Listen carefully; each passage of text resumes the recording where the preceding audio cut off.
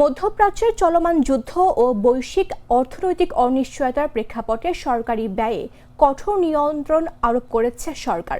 2025-26 অর্থবছরের সংশোধিত বাজেটে একাধিক খাতে ব্যয় কমানো ও স্থগিতের নির্দেশনা দিয়ে রোববার একটি পরিপত্র জারি করেছে অর্থ মন্ত্রণালয়ের অর্থ বিভাগ।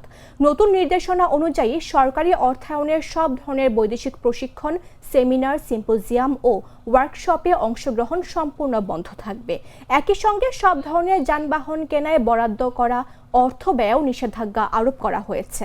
পরিপত্রে বলা হয়, আপ্যায়ন ব্যয়ে অব্যয়িত অর্থের সর্বোচ্চ 50% এবং মন্ত্রণালয় বা দপ্তরের নিজস্ব ব্যবস্থাপনায় পরিচালিত অভ্যন্তরীণ প্রশিক্ষণে সর্বোচ্চ 50% ব্যয় করা যাবে। তবে সরকারি প্রশিক্ষণ প্রতিষ্ঠানগুলোর কার্যক্রম এই সীমাবদ্ধতার বাইরে থাকবে। বিদ্যুৎ, জ্বালানি ও ভ্রমণ ব্যয়ের ক্ষেত্রেও কড়াকড়ি আরোপ করা হয়েছে। এসব খাতে অবশিষ্ট বরাদ্দের সর্বোচ্চ 70% ব্যয় করা যাবে। এর বেশি ব্যয় করলে অতিরিক্ত অর্থ ভবিষ্যতে দাবি করা যাবে না। সেমিনার ও কনফারেন্স ব্যয়ের সর্বোচ্চ 80% পর্যন্ত ব্যয়ের সুযোগ রাখা হলেও সংশ্লিষ্ট অনুষ্ঠানের আপ্যায়ন ব্যয় 50%-এর বেশি সীমিত রাখতে বলা হয়েছে।